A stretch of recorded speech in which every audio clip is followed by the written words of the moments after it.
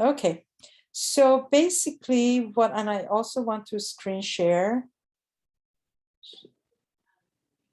and go to my PowerPoint. Okay. Okay, so I know when, like I always say, in real estate, one of the hardest thing is to have, let me do this to see how it works. Okay. One of the hardest thing is to lead generate and be able to have people that we can work with. I always say our job in real estate is to talk to as many people as we can about real estate. So that's our job. The more people we talk, the better it is.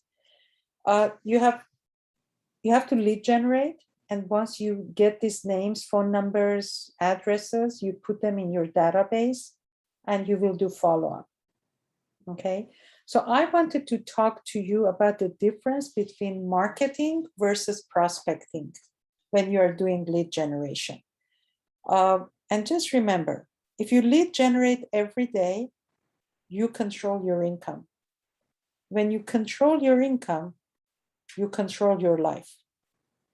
You see how these people who are on various payrolls, the moment last year something went wrong, everybody was out there, we only have 1 month reserve, we can't do anything, whatever.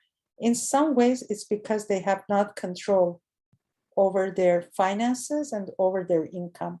And that's why they get into situation like they were.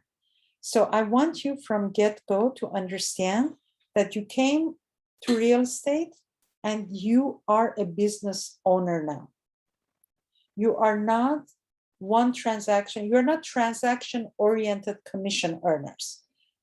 You came in, you went to Galleria, and you leased a space, and that's your store. This is your store now, and you handle it as business. The only difference is, in shopping mall, people will come to your store, and in real estate, you go out after these customers.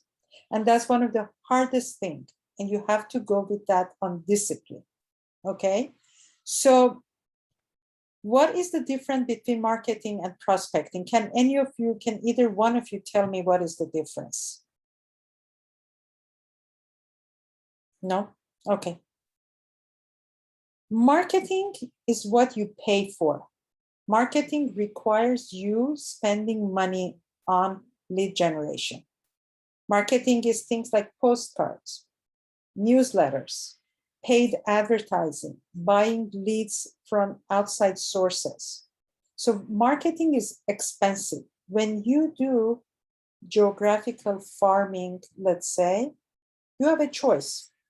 You can do full marketing, which means that you don't go out and meet those people. You just keep sending postcard every 3 weeks. You send newsletter. You spend money for people to get to know you. You can do the same thing through prospecting when you are what we call geo-farming. So let's say you choose an area that you want to work with. If you're paying postcards and newsletters, it's a lot of money, because if you take 600 homes in one area, right now I think it's 58 cents per postcard. Imagine if you're sending 600 postcards at 58 cents times 58, that's $348 every time you send something out. And you, in the beginning, first 6 months, you have to send postcard once every 3 weeks for you to be registered in somebody's mind. So at the end of the day, it may cost you about $5,000–6,000 minimum when you do marketing in your area.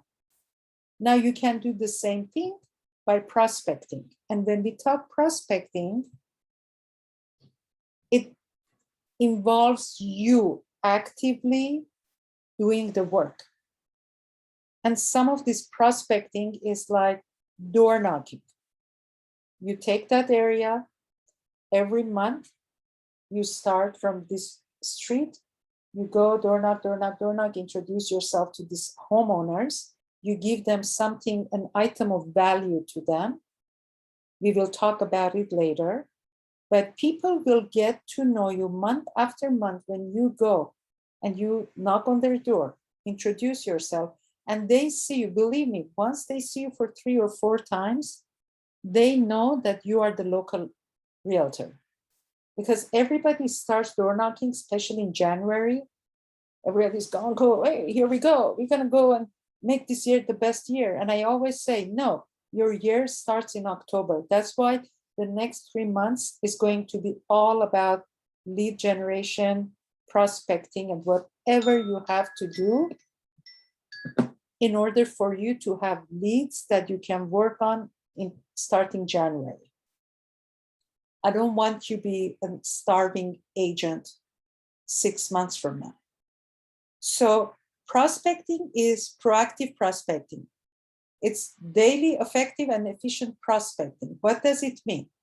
It means that every day you will say, here's the area that I work, and I'm going to be out there 3 hours a day, knocking on people's door, introducing myself, and letting them know that I'm their local real estate agent. It means that you go and you attend open houses for other agents, and you generate people who are coming in there. You will learn the script for open houses. You will learn what to do, and you get their names, and those are your leads. You will continue to be in touch with them through follow-up. You will also learn that you can put ads on Craigslist, Facebook ads, and you do networking. Like Ovsana, in your hairstylist business, you have people who come there. There are many, many homeowners there that once they know you are in real estate, those are your leads. You can really work them. Like I said, put your flyer in there, put your business cards there, have a nice banner with your name and picture. Would you recommend just business cards to start off with, or like pens or something like that that's useful for people to have? You can do that too. You can put your business cards there, or you can do a promotional item and say, this month, because I just started my real estate career, here is a promotional item that I have for you. And you can check, I'll tell you where to go for it. You can have pens, you can have notepads with your name and your phone number and whatever, and you give this to them. There's so many things that you can do. You can do a drawing every month for Starbucks coffee or a car wash or whatever. Denise, you can do it if you have a family member who owns a business, you do it there. For my open houses, I usually get like 2 car wash tickets from wherever that open house is. I go to the car wash in that area and I get 2 gift certificates, and I make fun thing out of it. I'll say, complete this form and get a car wash from this, I put their banner or something in there, and people are okay to put their email address because I have to let them know who is the winner. And I call them the next day, because if I'm in busy open house, I really don't have the time to sit down and see what are they looking for and whatever. But my goal is to get everybody's name, phone number, and email address, so I can follow up with them as soon as my open house is over. The ideal is to call them the same Sunday evening and say, hi, this is Denise. I just met you in my open house in such and such address. First of all, thank you so much for being there. And I just wanted to see, it was busy, I couldn't talk, but I just want to see, what are you looking for? What areas? How can I help you? And if they say, no, it's too late, we don't want to talk, say, okay, will it be okay if I call you tomorrow at this hour? What's the best hour for me to call you? I've learned if you call them immediately after open house, you're fresh in their mind. You let it go to the next day or the following day, you've lost them already. So just remember, even the best CPAs out there, doctors, whoever, they have to go and lead generate, because nobody knows if you're just fresh out of university and you're the best CPA in the world. If nobody knows you, you're not going to have business. So it's up to us to go out, introduce ourselves in any means that we can. If you have the money, you do marketing. If you want to save money or you don't have the funds yet, you do prospecting. Because I know my nephew, who is a facial, dentist, I don't know what's the name of the oral surgeon. He had to go dentist to dentist, introduce himself so that he can get business from them, because nobody knows who he is. I don't care how good he is.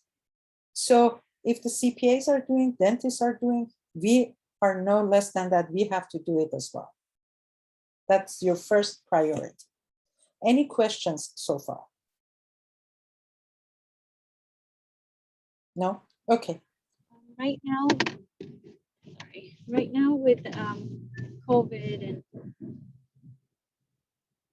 when you say go door knocking, door to door, like literally go door to door? I literally, you know what? In my geographic area, when I'm marketing, I used to go, even during COVID, I changed plans when I was during COVID.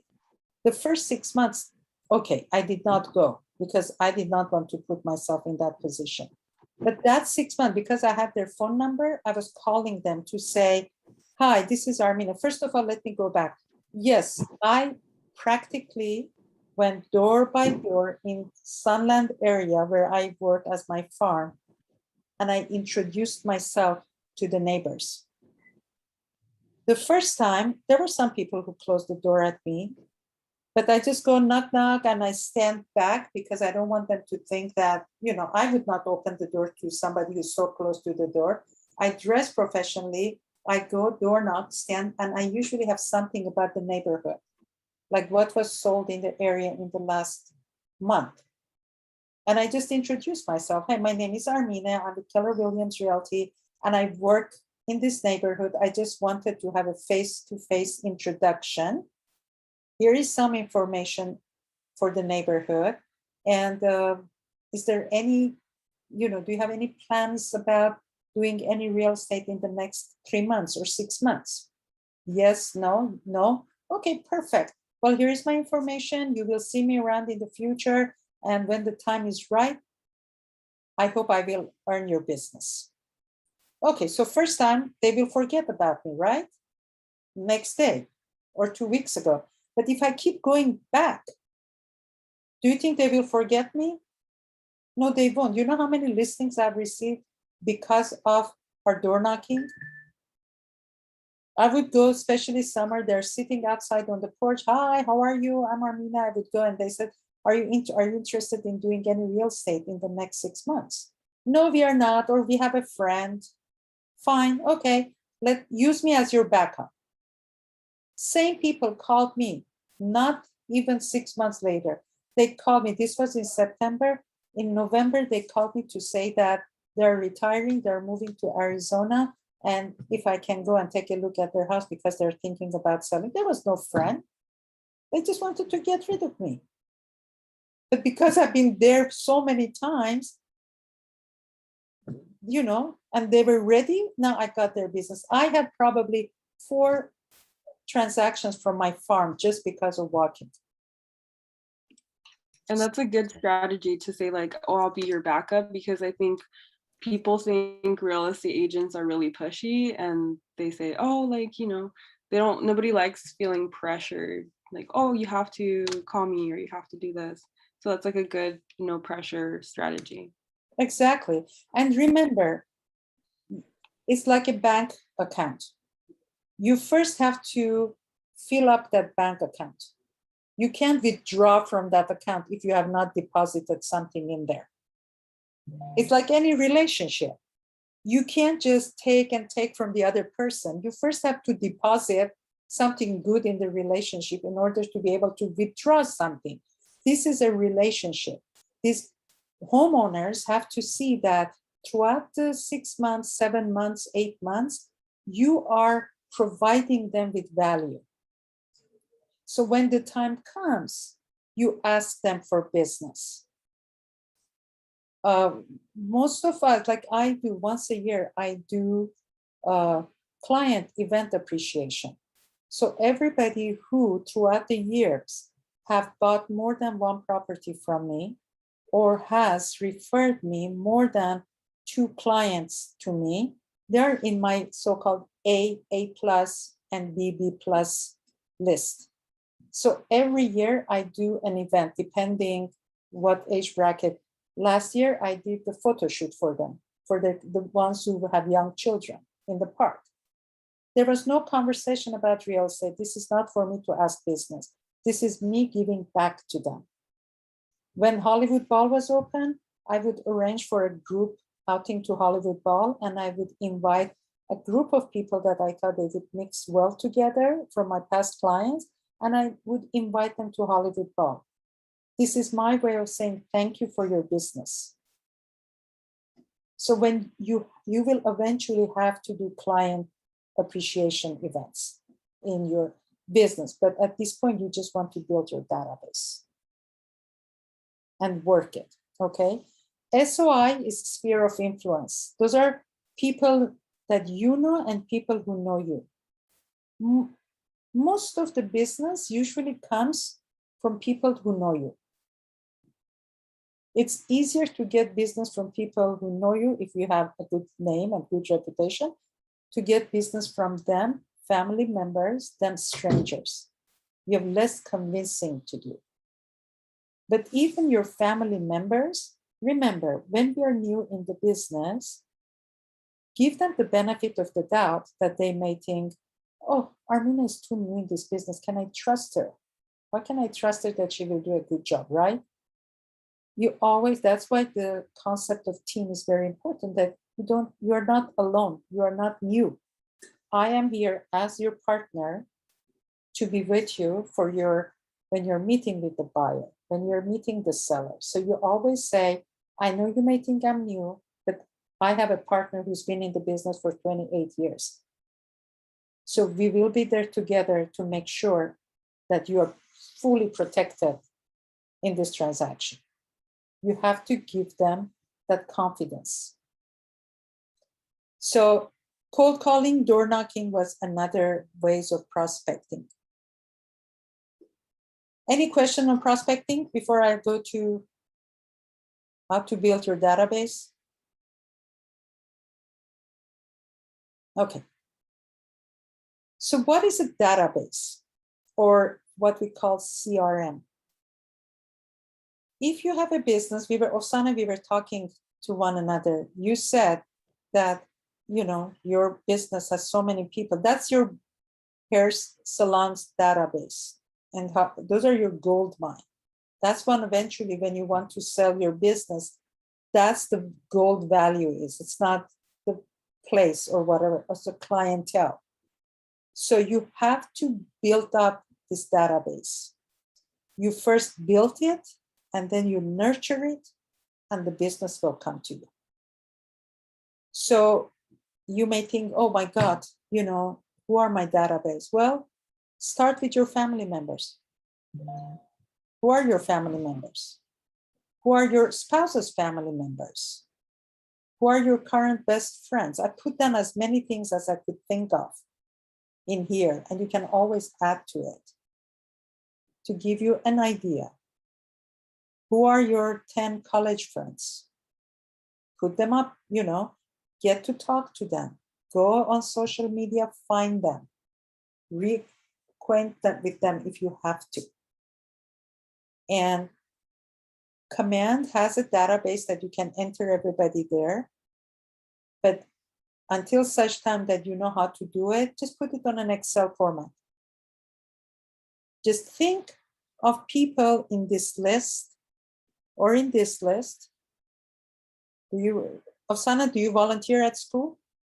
And then, I do my kids' school. I'm a board member of PTA actually. perfect. All these people in those boards can go into your database. Denise, what kind of networking or where are you that you think you can have a circle of people that you can use? Probably like in the fitness Perfect. world. Get them there. These people need to buy a home or own a home. Definitely. I used to do before, when I was in Glendale many years ago, I used to walk all the businesses on Brand Boulevard because I figured all these mom and pop operations, those are the owners who are working there most of the time because they can't afford to hire somebody yet. So if they own a business, chances are they also own a home. So instead of going door knocking in single family residences, I would go and door knock businesses. And I got quite a large number of people in my database now who are repeat clientele. Either they wanted to buy or they sold. So businesses, the mom and pop businesses, are a very good source to add to your database. And one thing that you have to learn as you go into your business, ask for referral. I always say, I would not be doing my job if I won't ask you, who do you know who wants to do real estate, buy or sell in the next 3 to 4 months? That's my closing statement when I want to leave my friends. And some of my friends would say, okay, Armina, we know what you want to say. I say, yeah, but apparently you haven't heard because I haven't received any referral from you. And I know you know people who want to buy or sell. Do you ask that while you're asking them if they want to purchase any real estate, or after they give you the business? Like, let's say you help them buy a house, do you ask them that after or just when you're meeting them? The best time to ask for referral is during the transaction, because that's the time that people, when they're in escrow, oh, they're all happy, excited about real estate, no matter where they go, unless they believe in jinx that they will not say they're buying a house. They will talk about real estate at their office, oh, we wrote an offer, oh, we did this, oh, we did that.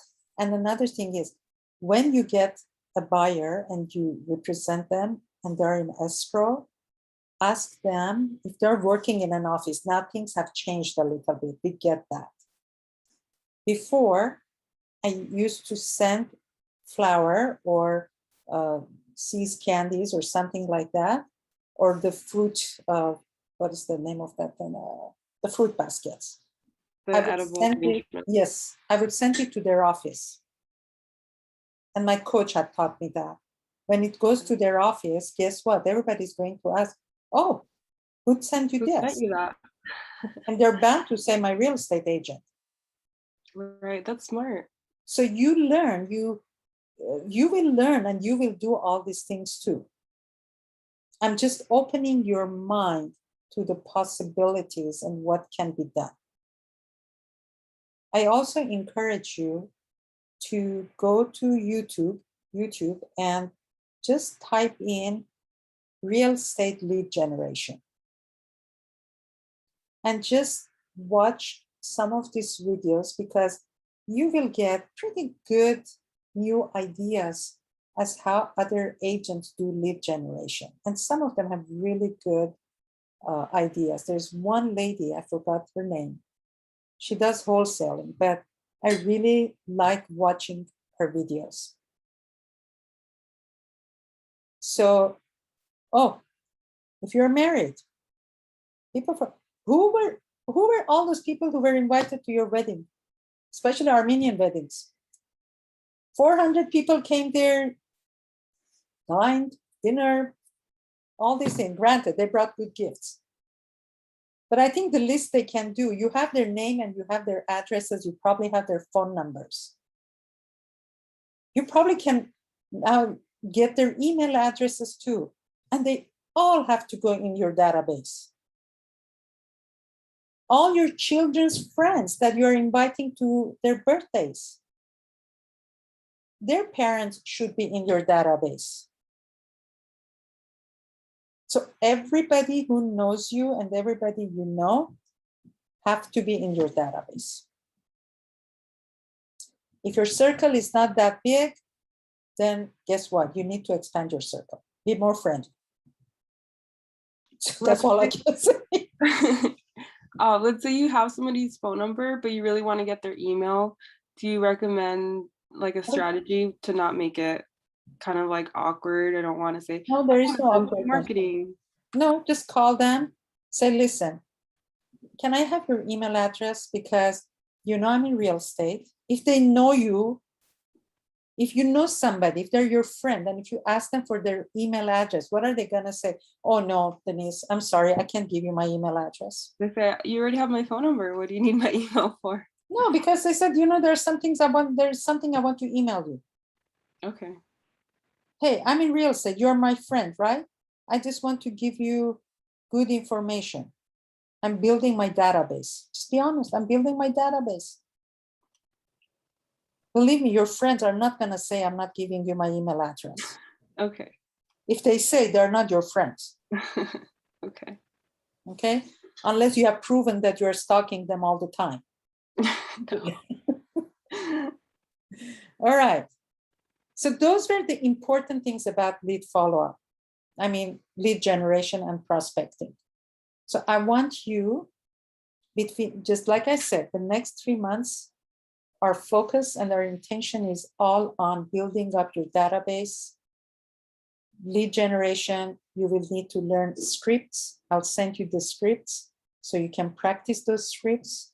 It's best to have an accountability partner so you can practice the scripts together, maybe like 15 minutes a day. Just go back and forth and practice those scripts with one another so you can get better and better. And it will be, the whole purpose is that when you are saying something, it just comes out naturally. God knows a lot of people will say, oh, I don't believe in scripts because they're so phony. But guess what? Those scripts were not created out of nowhere. Those scripts, for most part, have a reason that they are like that because they are not close-ended questions. They're open-ended questions. They have been developed so that one question will lead to something else. So it's important to learn those scripts and internalize it. And as time goes by, you will make it your own personal way. Your personality will show in that. But memorize the scripts. You are going back to school. Osana, whatever you're forcing your kids to do the homework, guess what? You are going to their world and you're going to practice those things. Yeah, they actually got used to me because I was studying for the real estate exam. So they got used to me studying, and this is kind of the same thing, continuing that schedule. Nice. It's very exciting. I'm telling you, this learning part is also very exciting. And I can't wait. Like I told both of you, I want both of you to be the rookies of the year next year. 2022, you two are going to be the rookies of the year. All right? I have no doubt we will. Denise will work together, right? Yes. You two can exchange phone numbers. And all you have to Feel do free is to give me a call or text me. Yes, I saw your number in the chat. I'm gonna text you after the meeting. okay, perfect. Let me close this. All right. We will also learn about follow-up with everybody that you meet because we always say fortune is in the follow-up. It's wanting to get a lead, like you've gone to a gathering and somebody said, yeah, we will be looking for a house next, but in Easter. There are two types of agent. great agent and middle agent. Like I said in here, if somebody says, I'm going to buy in 6 months, the middle agent will wait about 5.5 months to call that buyer again, only to find out that they already put an offer on a house and closed escrow last month. So you missed out on a commission and the lifetime value of a person who could have been a perfect source of referrals to you. In matter of fact, this morning, I have a buyer's agent here, and I had given him a name from a listing that I had in Sunland. And that person came in and I gave him that phone number and the name, and I said, follow up with him. I didn't know if he has followed up, and I take it upon me for not being on top of it with him. I called him today and he said, oh, we already bought something, and about 10, 15 days after we saw you on that listing, we saw another property that we wrote an offer on. First, it didn't go through, but then it fell out, and we got it for $725,000. Now, I want you to think $725,000 times 2.5%, that's $18,000 commission. Could I do something good with that 18,000, even if after I give some whatever I need to give the company? Of course. I was pissed. I wasn't pissed at him. I was pissed at him, and I told him that too.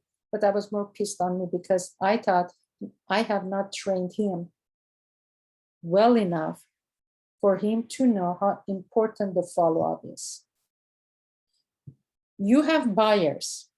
If you don't make appointment to show them properties, you're just another name of tons of agents who have called them and say, oh, I will put you up on this MLS search and you will get properties from me. Well, you know what? Zillow already does that for me. I don't need to be another Zillow or Redfin. But the ones who go out and show property to these people are the ones that they will build relationship with. So I don't want you to be a middle agent.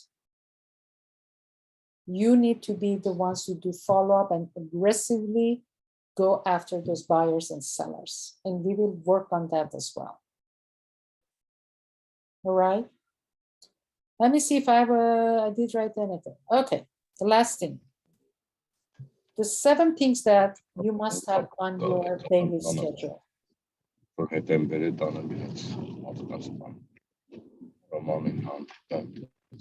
Oksana, you have to mute yourself. That's all right. Required activities: lead generation, lead follow-up, lead conversion, showing properties, practicing your scripts, self-development, and getting to know your market. These are things that have to be on your calendar if you want to be successful in this business. I will put this after recording. This will go in my YouTube channel, and I will let you know, and you can just subscribe to it and listen to it again later. But like I told both of you yesterday, real estate is one of the hardest market to break into because there's so many agents out there. And unfortunately, for most part, our reputation is not as rosy as we want to believe. And it is up to us, each one of us, to prove it to the people that are choosing to work with us, that we are professionals, that we are assertive, because I hate the word aggressive. We are assertive, and we will do everything in our power to get a good deal for them. And throughout the transaction, they come first. Our commission doesn't come first, because the moment our commission comes the first priority, the customer is on the second row, and it cannot happen, not at least for the people that are in my training program, because it will show. I want you to be the agents that 5 years from now, 10 years from now, are the agents who have the best reputation in the business. Yes, you may have to lose 1 or 2 deals here and there, but you will be the ones that your clientele will keep referring you clients. It requires discipline, it requires new habits, it requires new mindset, and it requires sticking to the program and paying your dues. I always say a doctor, a lawyer, how many years do they go to school to become a doctor? At the minimum, 4 years of general school, 4 or 5 years of medical school, and then probably 2 more years of residency and specialty with $700,000 student loan. And they have to do everything that you are doing in the beginning to get their business going. And how much they make, sky is the ceiling for them. But in the beginning, they probably make residency $50,000, $70,000 a year. And here we are in real estate in Los Angeles, needless to say, that you can sell 7, 8 homes and you're making $120,000, $150,000 homes a year. So that's why I'm saying take your job seriously and professionally, because this is where you want to be. You want to work from a very high standards. All right. Any questions? Okay. I'm gonna stop recording right now. If I know how to do this, stop share.